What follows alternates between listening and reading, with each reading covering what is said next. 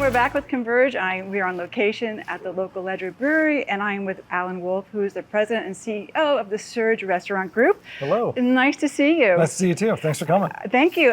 Congratulations first on the brewery. It's beautiful. It's fun. Yes. I think you had your launch in March. That's right. Yeah, right on St. Patty's Day. Even though it was a rainy day on Hilton Head, it was a great day to stress test the place and fill it with a bunch of people having a lot of fun.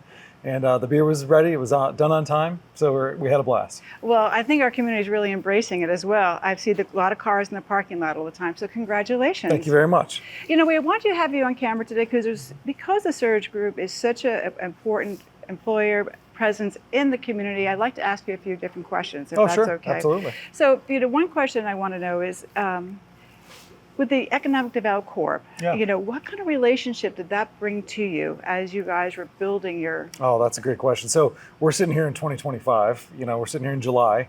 Mm-hmm. This was probably a process to start thinking through this brewery 4 and 5 years ago. So the Economic Development Corporation was actually with us throughout that process because we looked at a number of different sites. We took their direction, we took their insights to help us ideally locate the right location for an industrial use that could have a hospitality play to it also. So they were instrumental in helping us get this thing really put together in terms of site selection. Isn't that wonderful? Mm-hmm. It's nice to have those resources, correct? It sure was. So tell us a little bit about the SERG Group and, the workforce and the employees, because you have about 1,000 employees to my understanding, right? That's right. And in part of the show we're talking about is, when people want to come here and bring their businesses here, and you guys are established. So let's talk to those people who are interested in coming here. Oh, well, Beaufort County's been, for 24 years now for me, the only place I've done business, right? So it's been awesome to be here. The SERG Restaurant Group has a history since 1984 of being here. So we've found that it's a great spot for home. As a restaurant business, we've noticed that it doesn't do well for chains, but what it does really well for is entrepreneurs, individually owned businesses, people that are willing to, put the bootstraps on and tighten them up and come work and create their own future. This has been the ideal setting for it because there are tremendous highs, there's tremendous passionate vacationer base, there's a tremendous local base. So it really has both sides of the coin that work for us. And we've been able to embrace it. I think other businesses can and will too.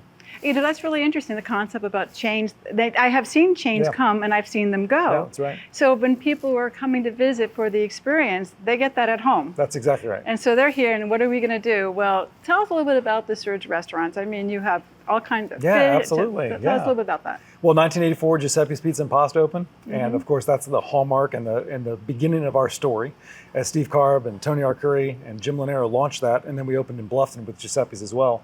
And since then, Steve's vision was always that people who come here to vacation can have a myriad of experiences within our restaurant group, so they can come and dine with us 4 or 5 times a week and get a different experience each time. And that's really been what's allowed us to grow into the market with so many different restaurants, which includes One Hot Mama's Barbecue, Skull Creek Boathouse Seafood, Poseidon Coastal Cuisine. We've got Wise Guys and Frankie Bones. So you've got a lot of different experiences within the group, strictly because Beaufort County and Hilton is so unique. I know that's exactly right. I know I didn't even think of it that way, but they do. Each restaurant has a specific theme and an experience. I like that. Yeah. The other thing I want to talk about now is, let's talk about employee housing. Yeah. Because one of the hard things is that we have the transportation going up and down the island, and we want to have affordable housing. And I think, with your employees, and how do you facilitate them, making them happy and they feel comfortable going to their work, correct? Yeah. You mentioned they started a foundation. Can you tell me about that? Well, the first thing for our employees is we pay great wages and we have really nice benefits, right? So we can't ignore the fact that the employers have responsibility to put an investment into their team. So we do that certainly from our salary and our hourly employees. That's a big step. But we also know that we have 4 restaurants in Bluffton now. And 1984 to 2004, we had 0 restaurants in Bluffton. So you see that market growing, which is awesome for the county. But now we're seeing that same pull from Bluffton out further to the Pooler side, to the Georgia side. So we think that housing is the critical component that has to be protected and preserved to make sure that workforce of all industries have what they need to be able to live here and contribute to the economy. So the nonprofit that we started, the Coastal Community Development Corporation, is targeted and focused on Beaufort County, Jasper County creation and preservation of workforce housing units. So we own 41 units to date and hopes of having maybe 500, with the idea that an employer can say, please go look at their website. There's open units that are affordable for workers, and it prioritizes local workers, and that's what that nonprofit does. That's terrific. And how long has that nonprofit been in existence? 2023 is when we got our 501c3 status. So in just 2 years, since May of 2023, we've gotten to 41 units, and we've got local workers that are now in affordable long-term stays, and they can even buy the units. So we've got a good option for both. Oh, really? That's And right. is this on Hilton Head, Bluffton, all around? Right now, Hilton Head and Bluffton, we're going to be expanding into Beaufort County and then somewhere down the line into Jasper as well. This is amazing. And the Mm-hmm. vision that is going on, it's very impressive. You know, people think we're a small little island, but we really have a lot of smart people here trying to do the best they can to make it a very happy island to live on for everybody, correct? That's correct. So let's talk about this. Yes. Look at this beautiful brewery that's behind me. Yeah. I mean, tell us your specialty. What's going on in all these tanks? So they're doing the same thing that's been done for thousands of years, right? They're turning water into delicious tasting beer is what's happening. Where I saw the spent grain silo was getting emptied earlier, we've got a farmer that comes and picks up and goes and feeds his cattle, you know, so he comes and picks it up for free and takes it, and of course the cattle get fat and rich off of it. So what's going on here is we're brewing beer for our restaurants and the wider market. We have a distributor partnership with Vintage up in Charleston, so they can take the beer from local legend throughout the state, but they also distribute to our restaurants as well and to other restaurants and hospitality areas down here in the Lowcountry. And tell us, is there a specialty? What is the local saying? Where's the? Well, you know, local legend is really based on all the fun stories that made Hilton Head what it is today. So we've got anything from the Great White Ale, which is, you know, named after our friend Chip Michaelov, who's the shark whisperer that catches all the great whites off the island.